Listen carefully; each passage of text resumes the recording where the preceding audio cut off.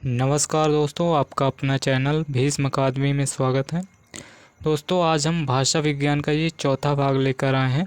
और इससे पहले यदि आप दोस्तों 3 भाग भाषा विज्ञान के नहीं देखे हैं और हमने इससे पहले यूथ कंपटीशन बुक के लगभग 120 वीडियो सभी टॉपिक के प्रश्नों को, जो कि प्रीवियस ईयर प्रश्नों की श्रृंखला है, हमने व्याख्या सहित पढ़ चुके हैं। यदि आप उन सभी वीडियो को देखना चाहते हैं तो अभी आपको प्लेलिस्ट का लिंक दिखाई देगा, उसमें क्लिक करके हमारे सभी वीडियो देख सकते हैं।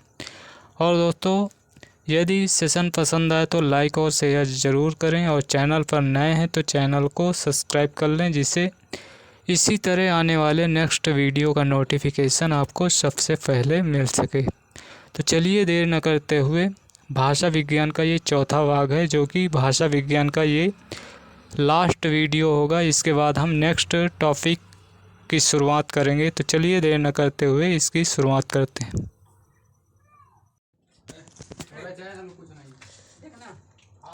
टकसाली भाषा से अभिप्राय है। टकसाली भाषा से अभिप्राय है परिनिष्ठित भाषा, और मध्यकाल में भारत की राजभाषा थी। मध्यकाल में भारत की राजभाषा फारसी भाषा थी। जिस तरह आधुनिक काल में इस समय भारत की राजभाषा है खड़ी बोली हिंदी है, उसी तरह मध्यकाल में फारसी राजभाषा थी। और ब्रज बोली है ब्रज भाषा मिश्रित बांग्ला भाषा। ब्रज भाषा मिश्रित बांग्ला भाषा है। और अगला फैक्ट है, केंद्रीय हिंदी निदेशालय कब स्थापित हुआ? तो केंद्रीय हिंदी निदेशालय स्थापित हुआ 1960 ईस्वी। और अगला फैक्ट है, अपभ्रंश भाषा की प्रमुख विशेषता है। अपभ्रंश भाषा की प्रमुख विशेषता वर्णों की द्वितीय प्रवृत्ति है। अपभ्रंश भाषा की प्रमुख विशेषता है। और अगला फैक्ट है, अपभ्रंश के 3 भेद हैं, नागर, उपनागर, ब्राह्मण। ये कहाँ प्रचलित थे? तो ये सभी क्रमशः नागर गुजरात में प्रचलित था, और उपनागर राजस्थान में, और ब्राह्मण सिंध में, ये सभी प्रचलित थे। और अगला फैक्ट है, दक्षिण का टंडन किसे कहा जाता है? तो दक्षिण का टंडन कहा जाता है मोटूरी सत्यनारायण इनको दक्षिण का टंडन कहा जाता है। और अगला फैक्ट है, हिंदी का प्रहरी किसे कहा जाता है? तो हिंदी का प्रहरी पुरुषोत्तम दास टंडन को कहा जाता है। हिंदी का प्रहरी पुरुषोत्तम दास टंडन को कहा जाता है। और अगला फैक्ट है, भोलानाथ तिवारी के अनुसार उर्दू किस भाषा का शब्द है? भोलानाथ तिवारी के अनुसार उर्दू चीनी भाषा का शब्द है। और अगला फैक्ट है, कौरवी या खड़ी बोली का क्षेत्र है। तो कौरवी या खड़ी बोली का क्षेत्र है रामपुर, मुरादाबाद, बिजनौर, मेरठ, मुजफ्फरनगर और सहारनपुर, देहरादून का मैदानी भाग, और अंबाला का पूर्वी भाग, पटियाला का पूर्वी भाग, ये सभी कौरवी या खड़ी बोली का क्षेत्र है। और अगला फैक्ट है, वैज्ञानिक तथा तकनीकी शब्दावली आयोग की स्थापना कब हुई? वैज्ञानिक तथा तकनीकी शब्दावली आयोग की स्थापना 1961 में हुआ था। और अगला फैक्ट है, ब्रज भाषा का क्षेत्र है। तो ब्रज भाषा का क्षेत्र मथुरा, आगरा, अलीगढ़, बरेली, बदायूं, एटा, मैनपुरी, गुड़गांव, भरतपुर, धौलपुर, करौली, ग्वालियर, ये सभी ब्रज भाषा का क्षेत्र है। एक बार फिर से देख लेते हैं, मथुरा, आगरा, अलीगढ़, बरेली, बदायूं, एटा, मैनपुरी, गुड़गांव, भरतपुर, धौलपुर, करौली, ग्वालियर, ये सभी ब्रज भाषा का क्षेत्र है। और अगला फैक्ट है, हरियाणवी जिसको बांगरू भी कहते हैं, हरियाणवी या बांगरू का क्षेत्र है। तो ये इसका क्षेत्र है दिल्ली का देहाती भाग, करनाल, हिसार, रोहतक, पटियाला, ये यहाँ पर हरियाणवी या बांगरू बोली जाती है। और अगला फैक्ट है, बुंदेली का क्षेत्र है। तो बुंदेली का क्षेत्र झांसी, उरई, जालौन, हमीरपुर, पश्चिमी बांदा, ओरछा, पन्ना, दतिया, चरखारी, सागर, टीकमगढ़, दमोह, नरसिंहपुर, सिवनी, छिंदवाड़ा, होशंगाबाद, बालाघाट और ग्वालियर का पूर्वी भाग तथा भोपाल का कुछ भाग, ये सभी बुंदेली का क्षेत्र है। और अगला फैक्ट है, बघेली का क्षेत्र है। बघेली का क्षेत्र है रीवा, नागौद, सतना, मैहर, दमोह, जबलपुर, ये बघेली का प्रमुख क्षेत्र है। और अब देखते हैं अवधी का क्षेत्र है लखीमपुर खीरी, बहराइच, गोंडा, बाराबंकी, लखनऊ, सीतापुर, उन्नाव, फैजाबाद, सुल्तानपुर, रायबरेली, इलाहाबाद, जौनपुर तथा मिर्ज़ापुर का पश्चिमी भाग ये अवधि का क्षेत्र है। और अगला फैक्ट है छत्तीसगढ़ी का क्षेत्र है। छत्तीसगढ़ी का क्षेत्र है सरगुजा, कोरिया, बिलासपुर, रायपुर, खैरागढ़, दुर्ग, नंदगांव, कांकर, ये सभी छत्तीसगढ़ी का क्षेत्र है। और आप देखते हैं कन्नौजी का क्षेत्र, कन्नौज, इटावा, फर्रुखाबाद, शाहजहांपुर, कानपुर, पीलीभीत, ये सभी उत्तर प्रदेश के ज़िले हैं जो कन्नौजी का क्षेत्र हैं। और पश्चिमी राजस्थानी ये इसको मारवाड़ी का क्षेत्र कहते हैं। मारवाड़ी का क्षेत्र जोधपुर, अजमेर, किशनगढ़, मेवाड़, सिरोही, पालनपुर, जैसलमेर ये पश्चिमी राजस्थानी में यानी कि मारवाड़ी का क्षेत्र है। और अगला फैक्ट है पूर्वी राजस्थानी, जिसको जयपुरी या ढूंढाड़ी भी कहते हैं। और पूर्वी राजस्थानी इसका क्षेत्र है पूर्वी राजस्थान, जो कि उत्तर प्रदेश से सटा हुआ क्षेत्र है। और अगला फैक्ट है उत्तरी राजस्थानी, जिसको मेवाती का क्षेत्र कहते हैं। और इसके अंतर्गत अलवर, भरतपुर का उत्तरी पश्चिमी भाग और गुड़गांव का दक्षिण पूर्व भाग ये यहाँ पर उत्तरी राजस्थानी यानी कि मेवाती का क्षेत्र है। और अगला फैक्ट है दक्षिणी राजस्थानी जो मालवी के अंतर्गत क्षेत्र है। और इसके अंतर्गत उज्जैन, प्रतापगढ़, रतलाम, इंदौर, देवास ये सभी क्षेत्र दक्षिणी राजस्थानी के अंतर्गत आते हैं। और मैथिली भाषा का क्षेत्र दरभंगा, मुजफ्फरपुर, पूर्णिया, उत्तरी मुंगेर, उत्तरी भागलपुर ये सभी मैथिली का क्षेत्र है। और अगला फैक्ट है मगही का क्षेत्र पटना, गया, हजारीबाग, मुंगेर और भागलपुर का कुछ भाग ये मगही का क्षेत्र है। और भोजपुरी का क्षेत्र बस्ती कुछ भाग है, गोरखपुर, देवरिया, गाजीपुर, बलिया, बनारस, मिर्ज़ापुर का दक्षिणी पूर्वी भाग और जौनपुर का पूर्वी भाग, शाहाबाद, छपरा, चंपारण, रांची तथा पलामू का कुछ भाग ये भोजपुरी के अंतर्गत आता है। और अगला एवं आदर्श बोली है मारवाड़ी, ये राजस्थानी हिंदी की प्रतिनिधि एवं आदर्श बोली है। और दक्खनी बोली कहाँ बोली जाती है, तो दक्खनी बोली ये महाराष्ट्र, तमिलनाडु, आंध्र प्रदेश, कर्नाटक, केरल के प्रायः मुसलमानी घरों में दक्खनी हिंदी बोली जाती है। और अगला फैक्ट है केंद्रीय हिंदी संस्थान का मुख्यालय है, तो केंद्रीय हिंदी संस्थान का मुख्यालय आगरा में है। और अगला फैक्ट है स्वर और व्यंजन के बीच की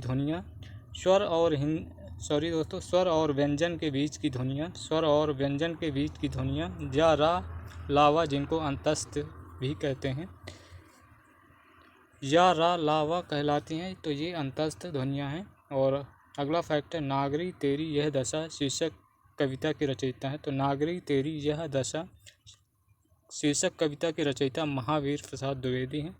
और अगला फैक्ट है कचहरियों में नागरी लिपि का प्रवेश कब हुआ, तो कचहरियों में नागरी लिपि का प्रवेश 1900 ईस्वी में हुआ। और अगला फैक्ट है हिंदुस्तानी अकादमी प्रयाग की स्थापना कब हुई, तो इसकी स्थापना 1927 ईस्वी में हुई। और अगला फैक्ट है खड़ी बोली हिंदी का साहित्यिक रूप किस शताब्दी में विकसित हुआ, तो खड़ी बोली हिंदी का साहित्यिक रूप ये 19वीं शताब्दी में विकसित हुआ। और अगला फैक्ट है उत्तर भारत की खड़ी बोली हिंदी दक्षिण में किस रूप में विकसित हुई, तो ये उत्तर भारत की खड़ी बोली हिंदी दक्षिण में ये दक्खनी हिंदी के रूप में विकसित हुई। अगला फैक्ट है मानक हिंदी का विकास किस बोली से हुआ, तो मानक हिंदी का विकास ये खड़ी बोली से हुआ। और अगला फैक्ट है बूंदी और कोटा की हड़ौती बोली हिंदी के किस वर्ग की बोली है, तो ये राजस्थानी वर्ग की बोली है।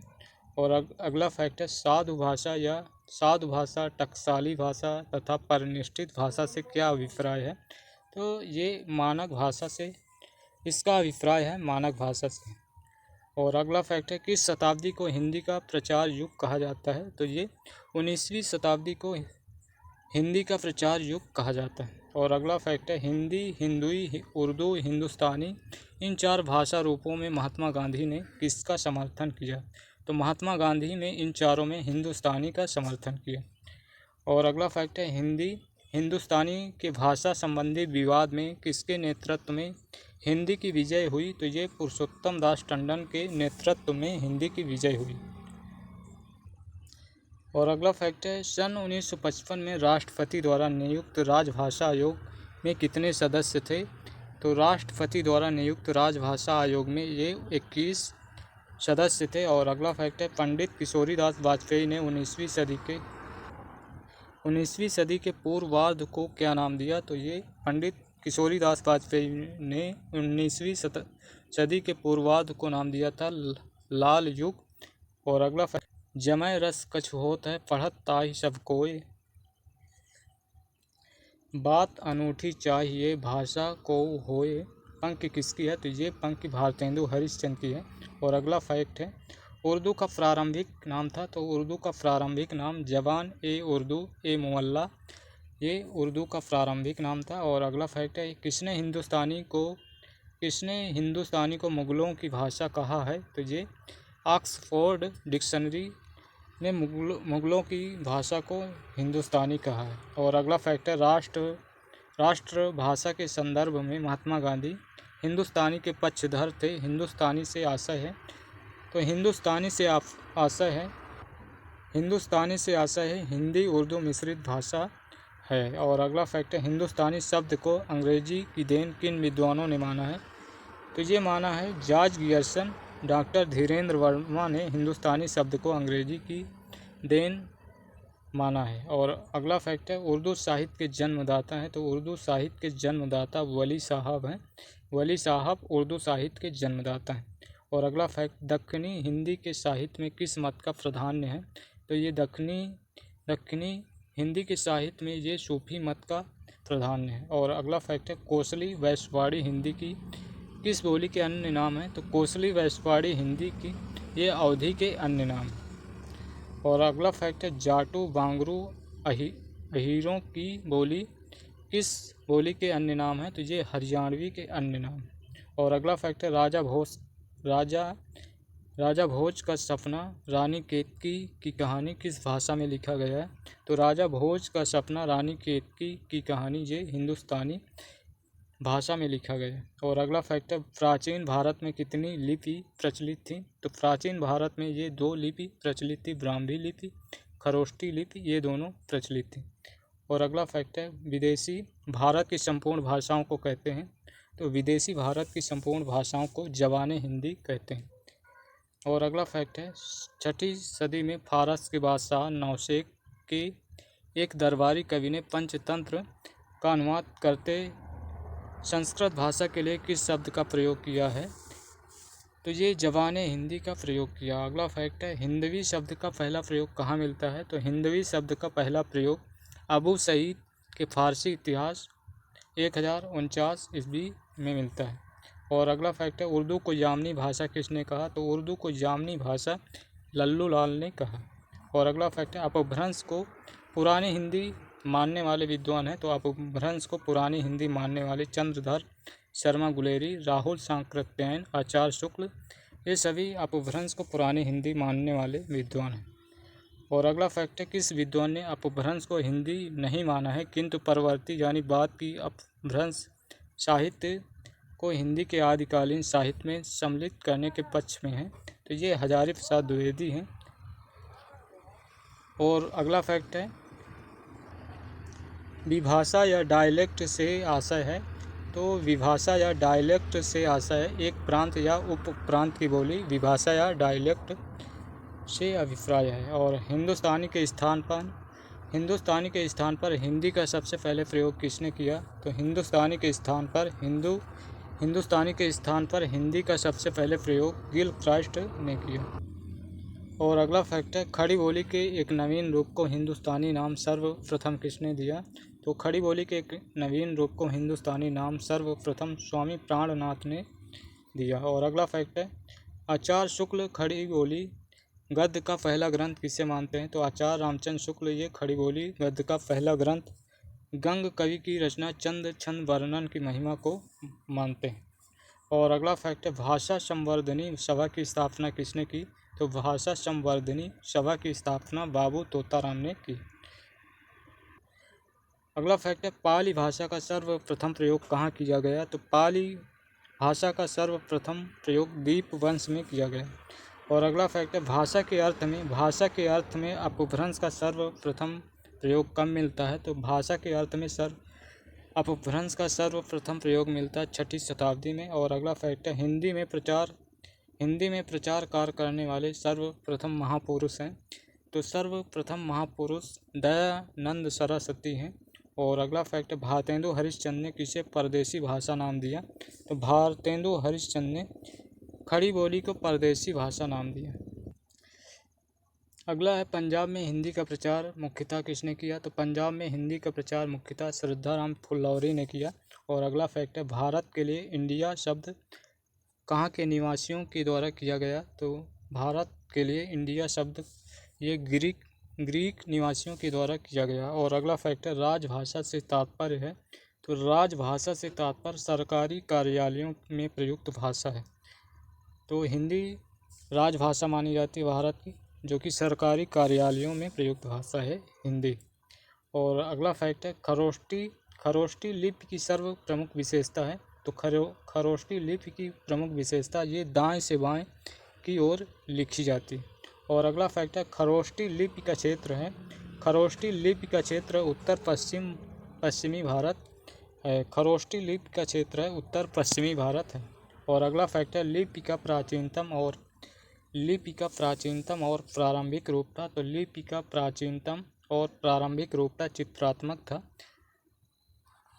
और अगला फैक्ट है लिपि के विकास का सोपान है। तो लिपि के विकास का सोपान चित्रलिपि, भावलिपि, ध्वनि लिपि इस प्रकार है।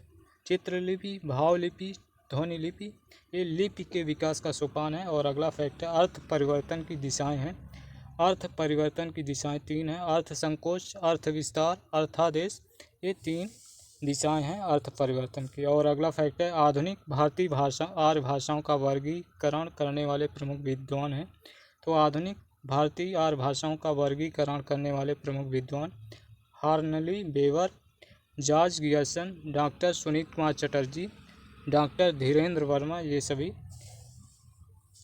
आधुनिक भारतीय आर्य भाषाओं का वर्गीकरण करने वाले विद्वान हैं। और अगला फैक्ट है अपभ्रंश के भेदों पर विचार करने वाले प्रमुख विद्वान हैं। तो अपभ्रंश के भेदों पर विचार करने वाले विद्वान डॉक्टर तगारे, डॉक्टर यकोली, डॉक्टर नामवर सिंह हजारी प्रसाद ये सभी हैं। और अगला फैक्ट है भाषा वाक्य पृथक्करण, हिंदी बाल बोध व्याकरण, सहज हिंदी रचना, हिंदी व्याकरण, प्रथम हिंदी व्याकरण, संक्षिप्त व्याकरण, सरल हिंदी रचना, मध्य हिंदी व्याकरण किसकी कृतियाँ हैं। तो ये सभी कामता प्रसाद गुरु की रचनाएं हैं। और अगला फैक्ट है भारोपी भाषा परिवार के अन्य नाम हैं। तो भारोपी भाषा परिवार के अन्य नाम आर्य परिवार, इंडो जर्मनिक परिवार, भारत हित्ती परिवार ये सभी भारोपी भाषा परिवार के अन्य नाम हैं। और अगला फैक्ट है सरगुजिया सदरी वैगानी बीज वाली हिंदी की किस बोली की उपबोलियां हैं। तो ये सभी छत्तीसगढ़ी की उपबोलियां हैं। और अगला फैक्ट है तिरहारी जूड़र गहोरा हिंदी की किस बोली की उपबोलियां हैं। तो ये सभी बघेली की उपबोलियां हैं। और अगला फैक्ट है हिंदी भारत के कितने राज्यों की राजभाषा है। तो हिंदी भारत के प्रमुखतः 10 राज्यों की राजभाषा है। तो इनमें से हरियाणा, छत्तीसगढ़, हिमाचल प्रदेश, उत्तर प्रदेश, उत्तरांचल, मध्य प्रदेश, दिल्ली, बिहार, झारखंड, राजस्थान ये सभी राज्यों की राजभाषा हिंदी है।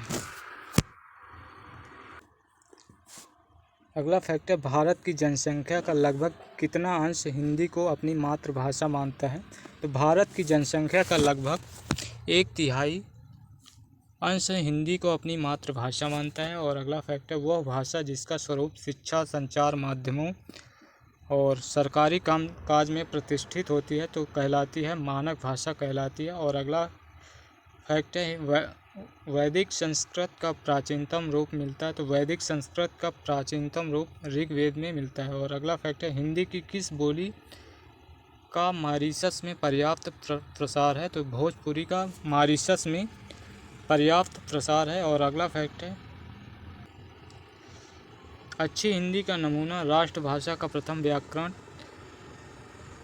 हिंदी शब्दानुशासन, हिंदी मीमांस, हिंदी की वर्तनी तथा शब्द विश्लेषण किसकी कृतियाँ हैं? तो ये सभी पंडित किशोरी दास वाजपेयी की हैं। एक बार फिर से भी पढ़ते हैं।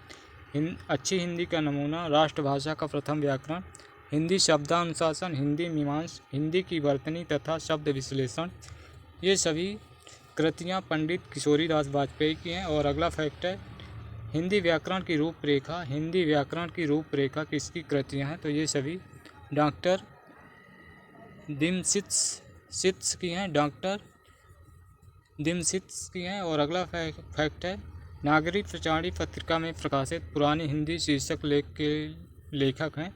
तो ये इसके लेखक चंद्रधर शर्मा गुलेरी हैं। और अगला फैक्ट है, आरंभिक व्याकरण, मिर्जा खां, इनकी रचना है ब्रजभाषा व्याकरण, ये 1676 ईस्वी की है। और अगले हैं जॉन जोशुआ केटलेर, इनकी रचना है हिंदुस्तानी ग्रामर, ये 1698 ईस्वी की है। और अगले व्याकरणकार हैं बेंजामिन शुल्ज, इनकी रचना है हिंदुस्तानी व्याकरण, ये 1745 ईस्वी की है। आरंभिक कोश देखते हैं, चलिए। हरिराज, इनकी है डिंगल नामा, ये 1561 ईस्वी की है। नंददास की नाममाला, ये 1568 ईस्वी की है। तीसरी है मिर्जा खां, ये तुहफतुल हिंद, ये 1676 ईस्वी की है। और अगली है गिलक्रास्ट की है ए वाकेबुलरी हिंदुस्तानी इंग्लिश, ये 1798 ईस्वी की है। और अगले हैं टेलर तथा हंटर की रचना, a dictionary Hindustani and English, ये 1808 ईस्वी की है। और अगला है पादरी आदम, ये इनकी रचना है हिंदवी भाषा का कोश, ये 1829 ईस्वी की है। और अब भाषा से संबंधित पुस्तकें देखते हैं। तो पुस्तक का नाम और लेखक, और चलिए देखते हैं। भाषा विज्ञान की भूमिका, ये डॉक्टर देवेंद्र नाथ शर्मा की है। भाषा विज्ञान, ये भोलानाथ तिवारी की। और सामान्य भाषा विज्ञान, ये बाबूराम सक्सेना की।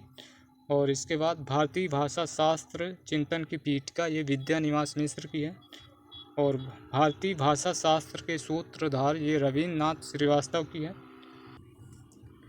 पाली महाव्याकरण, ये भिक्षु जगदीश कश्यप की है। और हिंदी के विकास में अपभ्रंश का योगदान, ये डॉक्टर नामवर सिंह की है।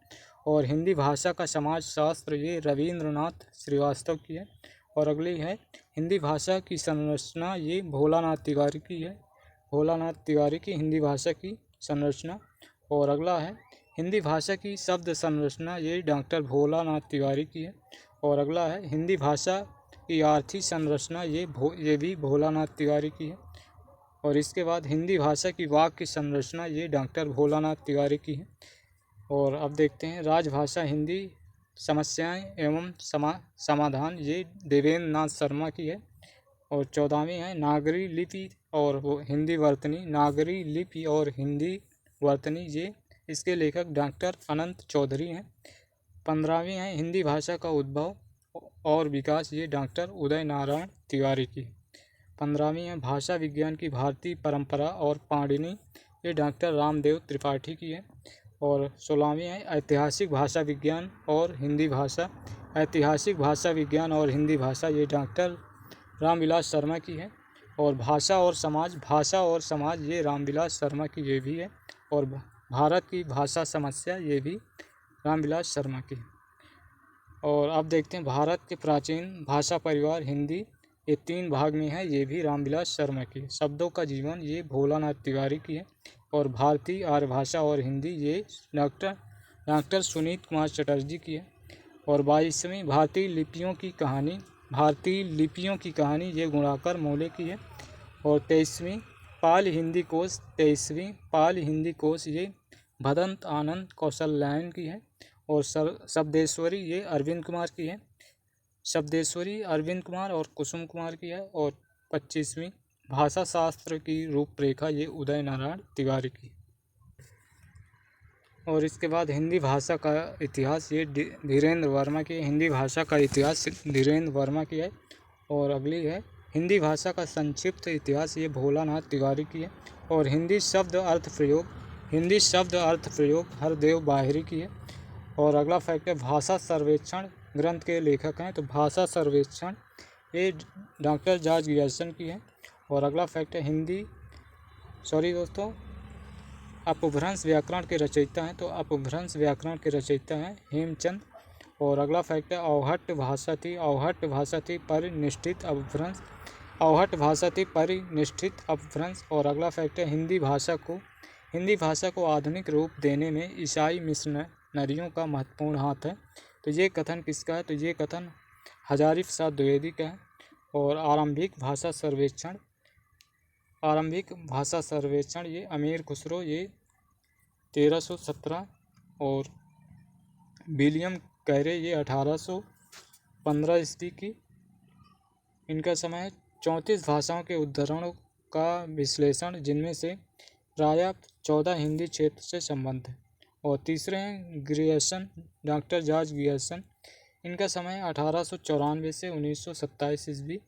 और इन्होंने भारतीय साम्राज्य में 179 भाषाएं तथा 544 बोलियों का उल्लेख इस सर्वेक्षण में किया।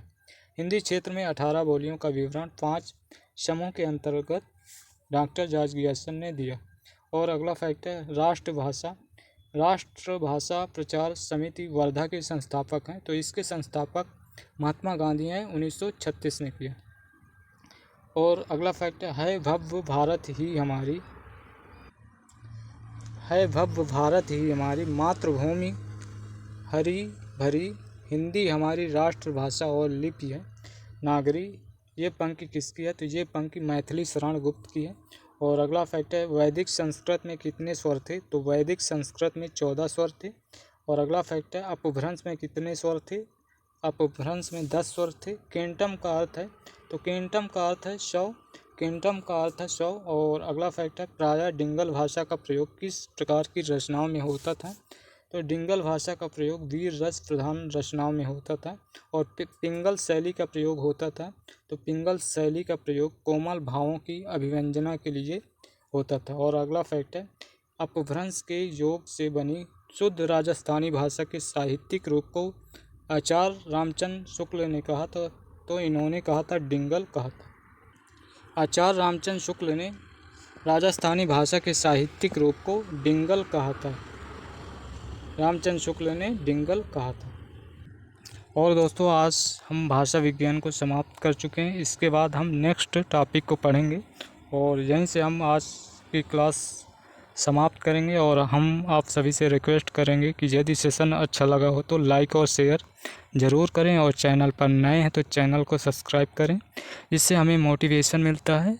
और आपको यदि सब्सक्राइब करेंगे तो आपको सबसे पहले आने वाले नेक्स्ट वीडियो का नोटिफिकेशन मिलेगा। तो चलिए फिर मिलते हैं नेक्स्ट सेशन में, तब तक के लिए बाय, धन्यवाद, जय हिंद, जय भारत, वंदे मातरम।